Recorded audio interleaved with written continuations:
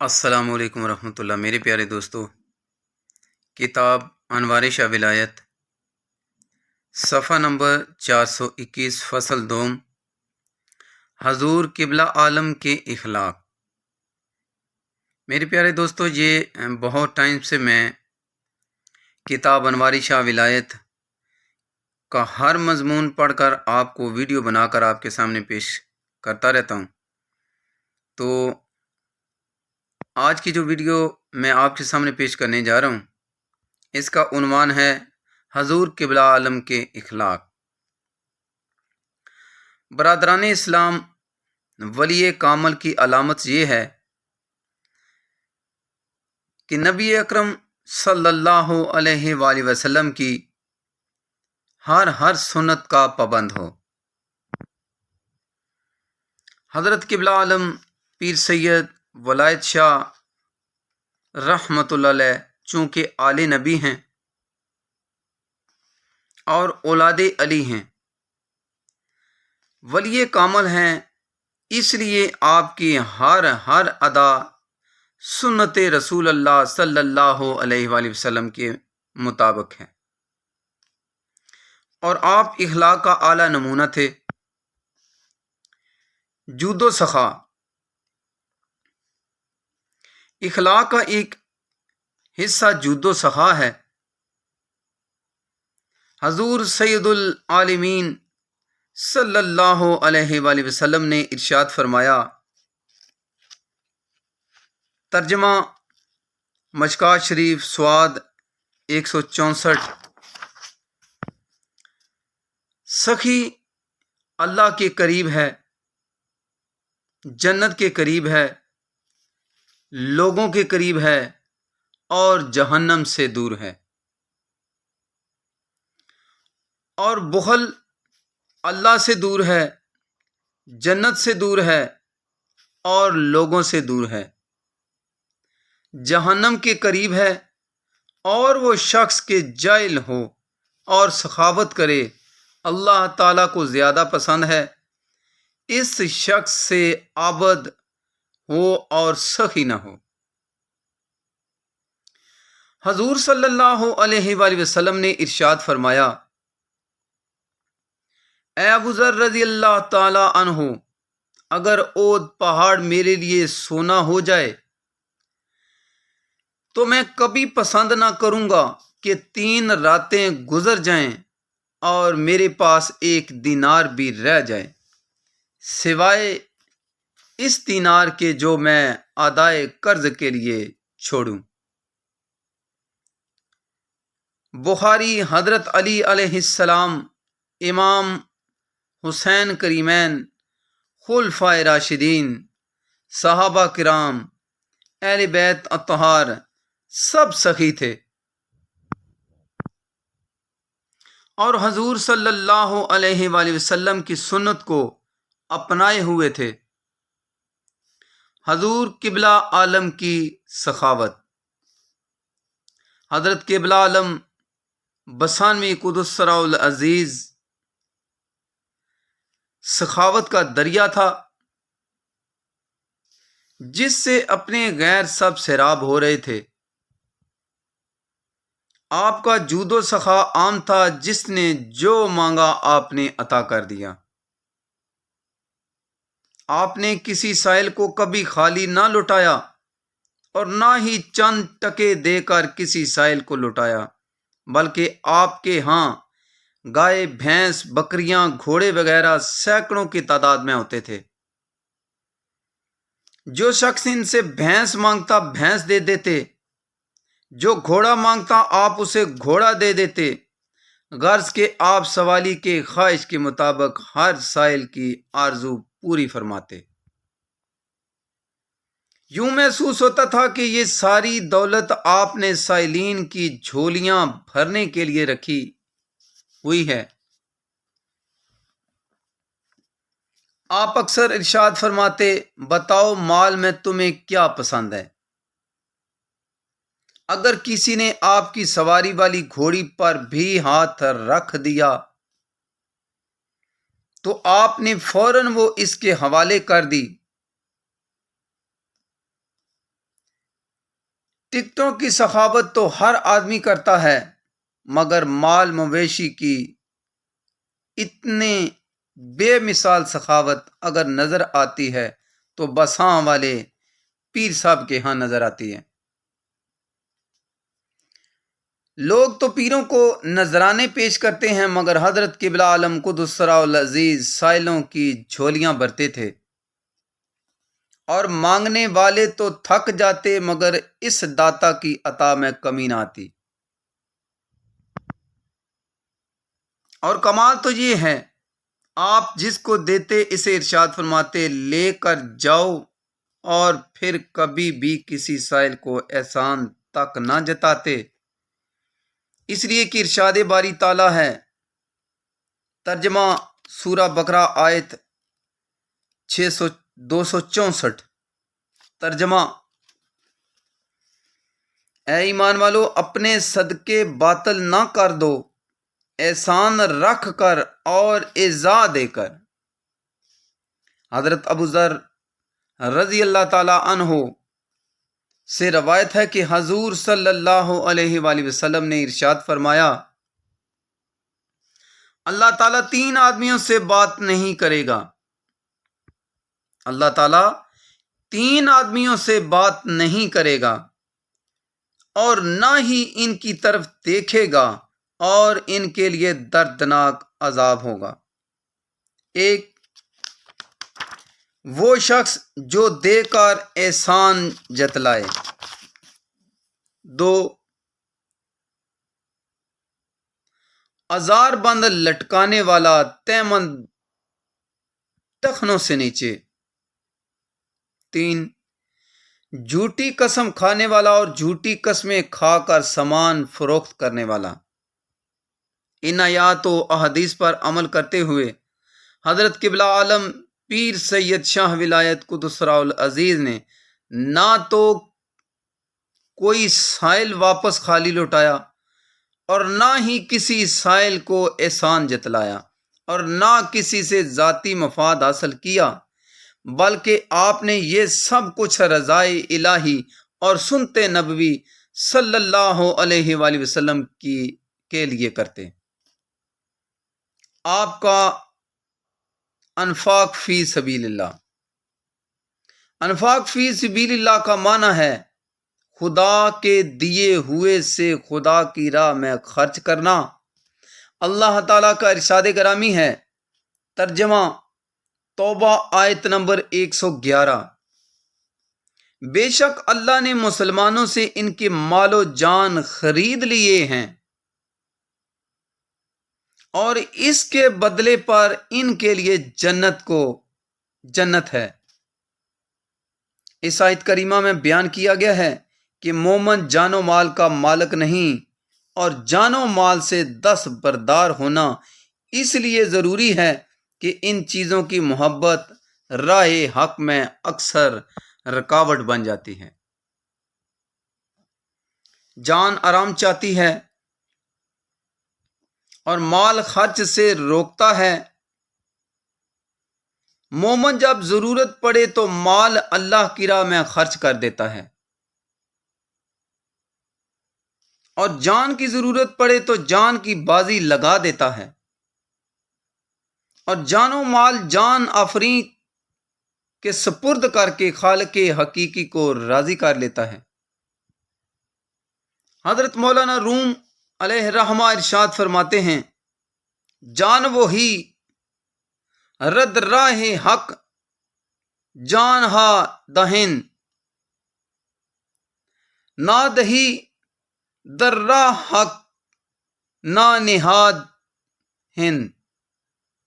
جب تو اللہ کی راہ میں جان دے تو اللہ تعالیٰ کئی جانیں تجھے عطا فرماتا ہے، اور ایک روٹی دے تو اللہ تعالیٰ کئی روٹیاں عطا فرماتا ہے۔ حضرت پیر مسکین شاہ سید شاہ ولایت بخاری قدس سرہ العزیز نے اپنی جان اللہ تعالیٰ کی رضا کے لیے وقف کر رکھی تھی، ہر کام اس کی رضا کے مطابق کرتے، اور مجاہد و ریاضت میں اپنی جان کو ڈال کر خوشنودی الہ العالمین کو حاصل کر لیا۔ رہ گئی بات مال کی قربانی کی، تو حضرت صاحب نے مال صرف اللہ کی رضا کے لیے رکھا ہوا تھا، تاکہ جود و سخا کر کے خالق حقیقی کو راضی کیا جائے، اور مال میں سے سائل کی چاہت کے مطابق دے کر اس فرمان الہی پر عمل فرمایا۔ اللہ تعالیٰ ارشاد فرماتا ہے، ترجمہ: تم ہرگز بھلائی کو نہ پہنچو گے جب تک رائے خدا میں اپنی پیاری چیز خرچ نہ کرو۔ میری پیاری دوستو، یہ مضمون میں نے آپ کے سامنے پیش کیا۔ دعا ہے کہ اللہ تعالیٰ کی ذات میرا پڑھنا، آپ کا سننا، آپ کا دیکھنا قبول و منظور کرے۔ جزاک اللہ۔ السلام علیکم ورحمۃ اللہ۔ میرے پیارے دوستو، کتاب انوار شاہ ولایت، صفحہ نمبر 426، اور جو میں آج ویڈیو بنانے جا رہا ہوں، اس ویڈیو کا ٹائٹل ہے حضور قبلہ عالم کا لنگر شریف۔ حضرت پیر سید شاہ ولایت قدس سرہ العزیز کا جود و سخا بہت بے بہا بے انتہا تھا، جس کا ایک حصہ لنگر تھا۔ آپ کا لنگر ہمیشہ تیار رہتا تھا، اور لنگر صرف ایک قسم کا ہوتا تھا۔ آپ کے دسترخوان پر کبھی دو قسم کا کھانا نہیں آیا۔ آپ کے ہاں جو لنگر ہوتا انتہائی پروقار، سادہ اور سنت نبوی صلی اللہ علیہ وآلہ وسلم کے مطابق ہوتا، اور امیر، غریب، رئیس اور فقیر، بلکہ خود حضرت صاحب اور آپ کے اہل حرم سب وہی کھانا تناول فرماتے۔ آپ کھانا عام لوگوں کے ساتھ بیٹھ کر تناول فرماتے تھے، اور اس میں کسی قسم کا تکلف نہ ہوتا۔ اگر لسی روٹی ہے تو سب کے لیے ہے، اور اگر گوشت ہے، روٹی ہے تو سب کے لیے ہے۔ سب اس کو کھاتے تھے۔ آپ نے لذیذ اور مرغوب کھانے کی کبھی خواہش نہیں فرمائی، اور آپ کو کدو شہد وغیرہ سے پیار فرماتے۔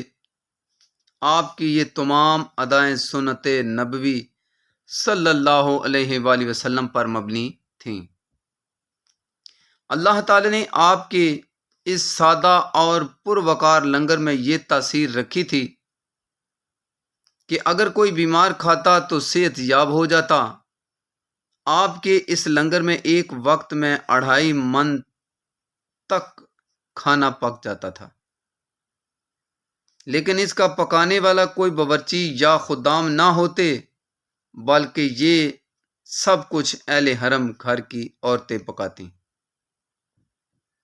حضرت پیر سید امین شاہ صاحب مدظ العالیہ ارشاد فرماتے ہیں، میری والدہ محترمہ تہجد کی نماز کے لیے اٹھتیں اور اسی مسئلے پر فجر کی نماز ادا کرتیں، اور پھر ناشتہ تیار فرماتی اور اسی مسئلے پر چاشت، اشراق وغیرہ ادا فرماتی۔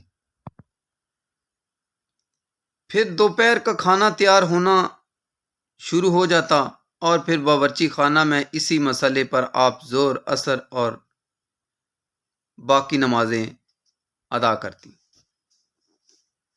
شام کا کھانا تیار کیا جاتا تھا، پھر سب آخر میں خود تناول فرماتی تھیں۔ یہ تمام کام سر انجام دینے کے بعد چند لمحات کے لیے آرام فرماتی، پھر تہجد کی نماز کے لیے اٹھ کھڑی ہوتی تھیں۔ برادران گرامی، کس قدر خوش نصیب ہیں وہ لوگ جنہوں نے اتنی پاکیزہ ماں کے پکے ہوئے لنگر کو کھایا ہوگا۔ حضرت پیر سید شاہ ولایت بخاری قدس سرہ العزیز کے لنگر کو تناول کرنے والوں میں بہت سے بیمار ہوا کرتے تھے، جو لنگر کھا کر شفا یاب ہو جاتے تھے۔ ایک دفعہ کا واقعہ ہے کہ حسب معمول صبح ناشتہ میں چائے تقسیم کی جا رہی تھی اور یہ چائے مسلون جسے حکما انجبار کہتے ہیں اس کی تھی۔ اس محفل میں ایک حکیم صاحب بھی تھے۔ انہوں نے پوچھا یہ سرخ چائے کس چیز کی ہے؟ بتایا گیا انجبار کی ہے۔ حکیم صاحب نے کہا جو شخص انجبار کی چائے 41 یوم پیے گا جزامی کوڑا ہو جائے گا۔ اور ساتھ ہی حکیم صاحب کہنے لگے میں تو ہرگز یہ چائے نہیں پیوں گا۔ حکیم صاحب کی باتیں حضرت صاحب نے سن لیں اور ارشاد فرمایا لوگو یہ حکیم صاحب جو کہتے ہیں وہ آپ نے سنا، اب میری سنو۔ جو شخص انجبار کی یہ چائے 41 یوم پیے گا وہ جزامی ہو تو اس کا کوڑ پن ختم ہو جائے گا۔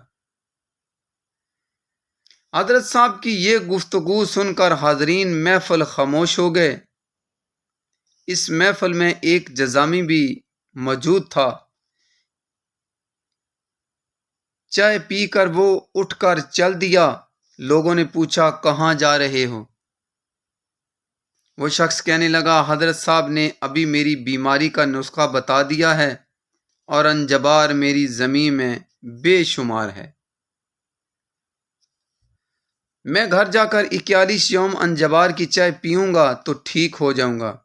چنانچہ وہ جزامی حضرت صاحب کو سلام پیش کر کے روانہ ہو گیا اور 41 یوم متواتر انجبار کی چائے پی تو بالکل تندرست ہو گیا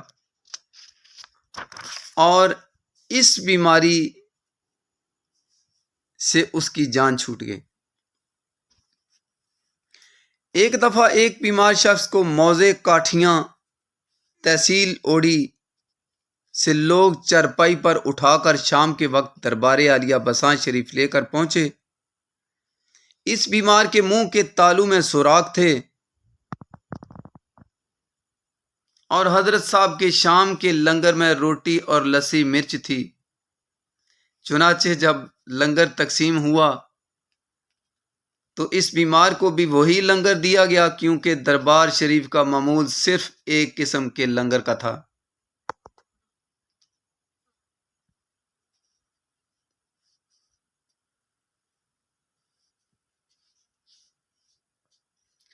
اس بیمار کے ہمراہ اس علاقے کا ایک شخص چودھری مقدم ناظر بھی تھا۔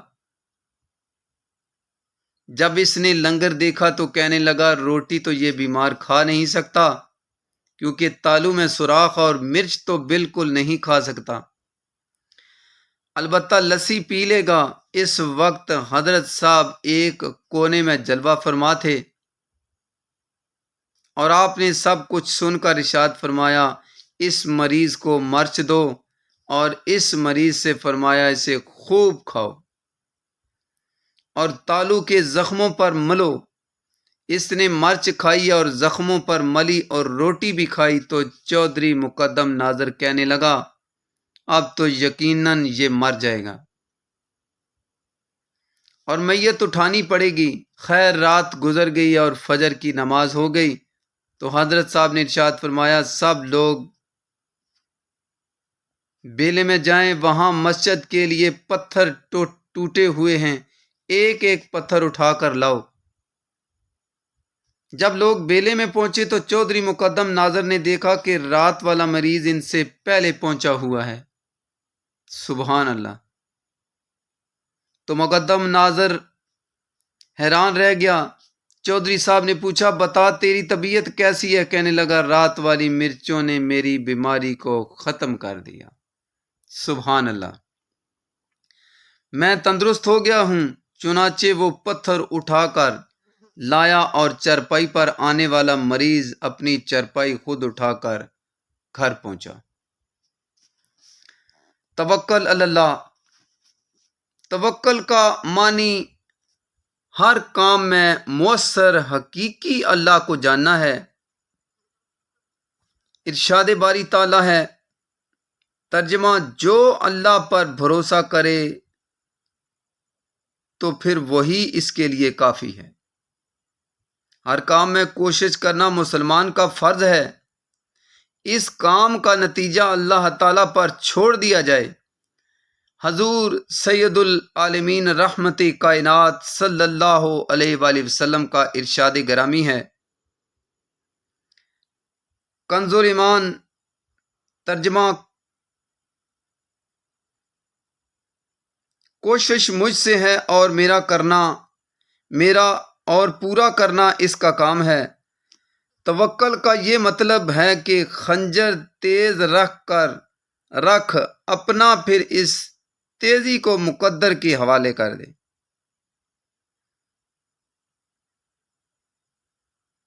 ہل جوتنے والا زمین کو نہیں، خدا کو مؤثر، حقیقی اور خالق و ارزق سمجھتا ہے۔ اللہ تعالیٰ پھر بھروسہ کرنے والا کسی طاقت سے ہراساں نہیں ہوتا، اس لیے کہ اس کا بھروسہ طاقت کے پیدا کرنے والے پر ہوتا ہے۔ اور حضور سید العالمین صلی اللہ علیہ وآلہ وسلم کا فرمان ہے کہ اگر تم خدا پر توکل کرو جیسا کہ تمہیں توکل کرنا چاہیے تو وہ تمہیں اس طرح رزق دے جس طرح پرندوں کو رزق دیتا ہے، کہ صبح کو بھوکے جاتے ہیں، شام کو پیٹ بھر کر واپس آتے ہیں۔ مردان خدا کے تمام محاسن اخلاق کی بنیاد توکل پر ہے۔ ان کی سخاوت و استقامت، صداقت اسی کے مرہون منت ہے۔ اللہ والے دنیا کے نفع و نقصان سے بے نیاز ہو کر اللہ تعالیٰ سے دوستی لگاتے ہیں اور اسے ہر حال میں نبھاتے ہیں۔ اللہ والے ہر حال میں اس پر بھروسہ کرتے ہیں۔ حضرت قبلہ پیر سید شاہ ولایت بخاری رحمۃ اللہ علیہ کہ توکل کا تو یہ حال تھا کہ سخت سے سخت بھوک میں آپ نانے جمی کے لیے کسی کے سامنے ہاتھ نہ پھیلاتے تھے۔ ایک دفعہ آپ سفر فرما رہے تھے کہ اثناء سفر میں موضع جبلہ پر رات ہو گئی۔ موضع جبلہ ایک گاؤں کا نام ہے۔ اس گاؤں کے تمام لوگ موسم گرما میں مال مویشی ہمراہ لے کر پہاڑ کی بلند چوٹیوں پر بسیرا کرتے ہیں،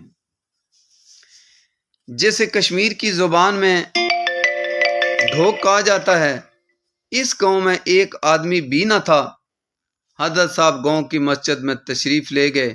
آپ کے ہمراہ جو خدام تھے انہوں نے مسجد کی صفائی کی۔ حضرت پیر سید امین شاہ قدس سرہ العزیز فرماتے ہیں، میں اس سفر میں حضرت صاحب کے ہمراہ تھا۔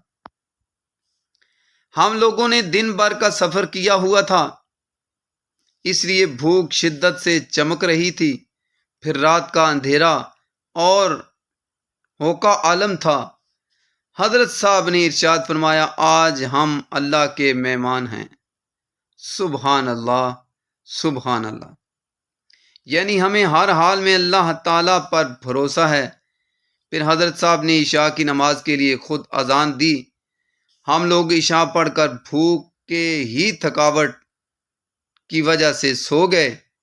رات کا کچھ حصہ گزر چکا تھا کہ حضرت صاحب نے مجھے جگایا۔ کیا دیکھتا ہوں، مشلیں اور مسجد کے اندر باہر بے شمار لوگ موجود ہیں۔ حضرت صاحب نے مجھے ارشاد فرمایا، کھانا کھاؤ۔ اب جب میں اور میرے ہم سفر کھانا کھانے لگے تو دیکھا کہ ہر رنگ کے کھانے موجود ہیں۔ اس منظر کو دیکھ کر ہم حیران ہوئے اور حضرت صاحب نے ارشاد فرمایا، دیکھا اللہ کے مہمان کیسے اچھے ہوتے ہیں۔ کھانا کھانے کے بعد میں نے ان لوگوں میں سے کچھ آدمیوں سے پوچھا کہ آپ لوگ کیسے یہاں آئے، کس نے تمہیں بلایا؟ تو کہنے لگے، جب حضرت صاحب نے عشاء کی اذان دی تو آپ کی آواز ہم میں سے ہر گھر میں پہنچی اور ہم نے آپ کی آواز کو پہچان لیا اور سمجھا کہ نامعلوم حضرت صاحب کے ہمراہ کتنے لوگ ہوں گے، اس لیے ہم میں سے ہر ایک نے کھانا پکوایا اور ہمراہ لے کر مشنیں جلا کر حاضر ہو گئے ہیں۔ اس طرح کی بہت سی مثالیں موجود ہیں جس سے صاف ظاہر ہے کہ آپ اعلیٰ درجہ کے متوکل تھے۔ یہ قول کسی بزرگ کا سچا ہے، یہ قول کسی بزرگ کا سچا ہے، ڈالی سے جدا نہ ہو تو پھل کچا ہے۔ چھوڑی نہیں جس نے جب دنیا دل سے، گو سفید ریش ہو مگر بچا ہے۔ فقر و استغنا۔ برادران طریقت اسلام میں فقر بے نیازی کا نام ہے، اس کو استغنا بھی کہتے ہیں۔ مرد فقیر خدا اور رسول کے علاوہ کسی کا محتاج نہیں ہوتا۔ مال و دولت، جاہ و منصب اس کی نظر میں ہیچ ہیں۔ فقر کے ہیں معجزات تاج و سریر و پا، فقر ہے میروں کا میر، فقر کشا۔ حضرت عائشہ رضی اللہ تعالی عنہا سے روایت ہے کہ حضرت محمد رسول اللہ صلی اللہ علیہ وآلہ وسلم کی اہل بیت نے مسلسل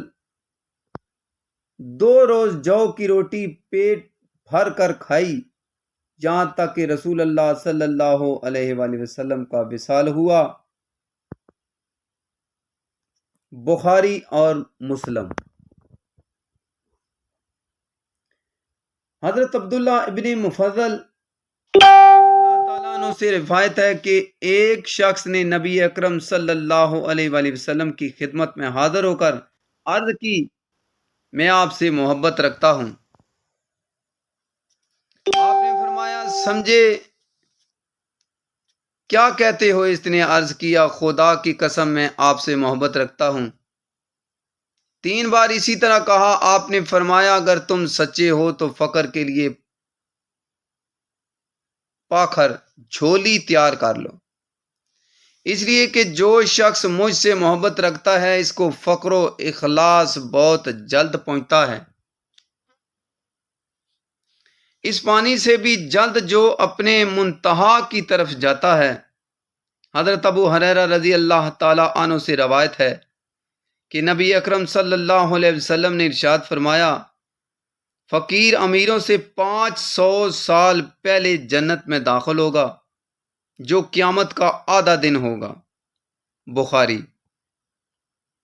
حضرت سید العالمین رحمت کائنات صلی اللہ علیہ وآلہ وسلم کے وہ صحابہ کرام جو مسجد نبوی صلی اللہ علیہ وآلہ وسلم میں تعلیم حاصل کرتے تھے، انہیں صحابہ صفہ کہتے ہیں، کئی دن بھوکے پیاسے رہتے تھے۔ ایک شخص نے حضور صلی اللہ علیہ وآلہ وسلم کی بارگاہ میں ایک پیالہ دودھ کا پیش کیا۔ سیدنا ابو ہریرہ رضی اللہ تعالیٰ عنہ فرماتے ہیں، مجھے کئی دن کی بھوک تھی، دل چاہتا تھا کہ حضور صلی اللہ علیہ وآلہ وسلم پیالہ مجھے عطا فرما دیں تاکہ میں پی لوں، مگر حضور صلی اللہ علیہ وآلہ وسلم نے ارشاد فرمایا، جاؤ ابو ہریرہ رضی اللہ تعالی عنہ تمام اصحاب صفہ کو بلا لاؤ۔ میں سب کو بلا لایا تو حضور صلی اللہ علیہ وآلہ وسلم نے فرمایا، دائیں طرف سے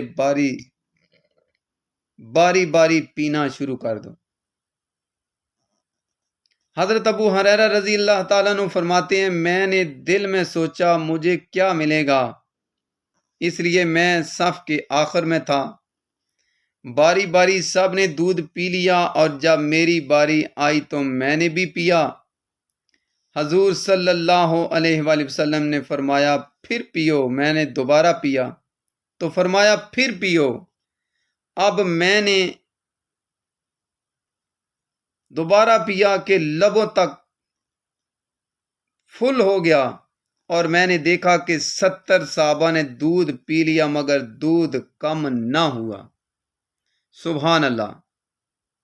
اور آخر میں رسول اللہ صلی اللہ علیہ وآلہ وسلم دودھ نوش فرمایا تو دودھ ختم ہو گیا۔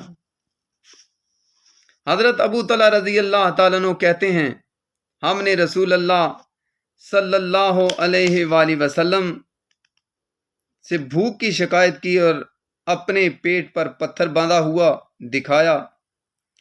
رسول اللہ صلی اللہ علیہ وآلہ وسلم نے اپنا پیٹ کھول کر دکھایا تو اس پر 2 پتھر بندھے ہوئے تھے۔ ترمذی۔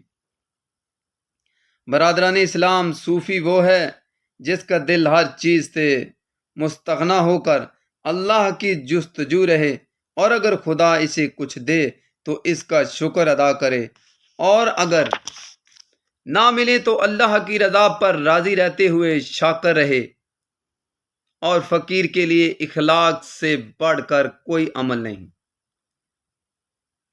حرص اور لالچ فقر کو برباد کر دیتی ہے۔ حضرت قبلہ عالم کعبہ سیدی حضرت پیر سید شاہ ولایت رحمۃ اللہ علیہ حضور صلی اللہ علیہ وآلہ وسلم کی سنت کے مطابق فقر و غنا کا پیکر جمیل تھے۔ چنانچہ آپ کی مجلس میں بڑے بڑے جاؤ جلال والے نواب حاضر ہوتے تھے، لیکن فقیر کی ہیبت سے لب کشائی کی جرت نہ ہوتی، اس لیے کہ آپ حد درجہ کے مستغنا تھے، اور کچھ مل جائے تو تناول فرما کر شکر باری تعالیٰ بجا لاتے، اور اگر کچھ بھی میسر نہ ہو تو آپ صبر و شکر استغنا کا پیکر نظر آتے تھے۔ ایک دفعہ حضرت صاحب سفر فرما رہے تھے کہ راستے میں ایک گاؤں بحیرہ کے قریب آ گیا۔ وہاں کے عمرا نے حضرت صاحب سے عرض کی آپ ہمارے ہاں ٹھہریں، مگر آپ نے فرمایا آگے جانا ہے۔ چلتے چلتے ایک شخص شیخ مبارک نامی کا مکان آ گیا۔ حضرت صاحب نے دریافت فرمایا کہ یہ کس کا مکان ہے؟ تو عرض کی حضور یہ گاؤں کے ایک غریب شخص کا مکان ہے۔ اور اس وقت اس شخص کا حال یہ تھا کہ پورے گاؤں کے لوگ اس سے نفرت کرتے تھے، بلکہ اپنے چشموں سے پانی تک نہیں بھرنے دیتے تھے۔ آپ اس وقت خچر پر سوار تھے، سواری سے نیچے اترے، اتنے میں صاحب خانہ ایک نوجوان شخص بھی گھر سے نکل آیا۔ جب اس کی نظر حضرت صاحب پر پڑی تو حیران ہو گیا۔ حضرت صاحب نے ارشاد فرمایا بھائی ہم مسافر ہیں، ہمیں رات ٹھہرنے کے لیے جگہ مل جائے گی؟ وہ کہنے لگا حضور تشریف لائیں، اور ساتھ ہی پریشان ہو گیا اس لیے کہ اس کے گھر میں کھانے کے لیے کچھ بھی نہ تھا، اور یہ شخص حضرت صاحب کو جانتا تک نہ تھا۔ اس نے حضرت صاحب کے خدام سے پوچھا یہ کون بزرگ ہیں؟ تو انہوں نے بتایا کہ یہ بسانت شریف والے حضرت صاحب ہیں۔ یہ سن کر وہ حیران زدہ ہو گیا۔ حضرت صاحب نے اپنے خدام سے ارشاد فرمایا کہ مکان کی صفائی کرو اور گھاس بچھا دو۔ چنانچہ آپ کے حکم کے مطابق صفائی کر دی گئی اور گھاس بچھا دی گئی۔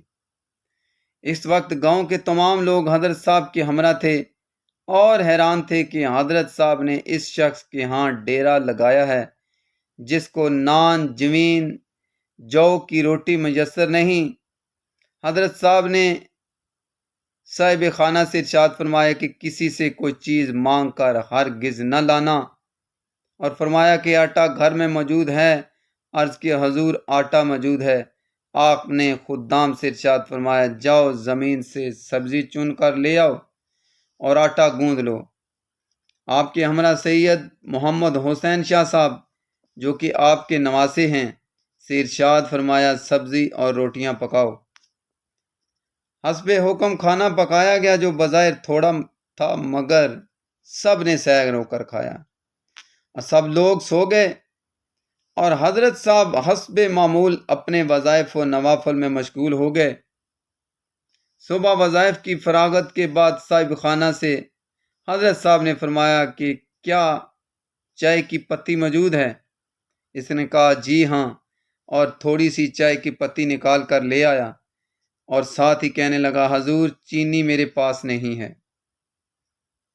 آپ نے فرمایا چینی کی ضرورت نہیں، نمکین چائے تیار ہونے پر آپ نے چائے پی اور روانہ ہونے لگے تو روانگی کے وقت صاحب خانہ زاروں قطار رو رہا تھا۔ حضرت صاحب نے ارشاد فرمایا، تم فکر نہ کرو، تمہاری شادی سدن برادری کے بہت بڑے خاندان میں ہوگی۔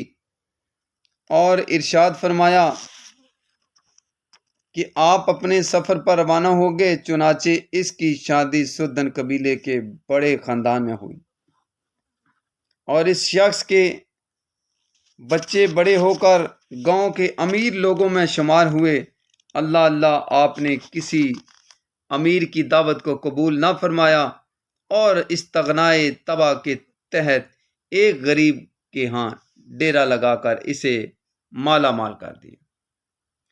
حضرت پیر سید محمد امین شاہ بخاری قدس سرہ العزیز ارشاد فرماتے ہیں کہ دراصل بات یہ تھی کہ یہ شخص نو مسلم تھا اور لوگ اس کی غربت کی وجہ سے اس سے نفرت کرتے تھے۔ حضرت کبریٰ عالم قدس سرہ العزیز نے اسے نواز کر دین و دنیا کی بھلائی سے مالا مال کر دیا۔ سبحان اللہ۔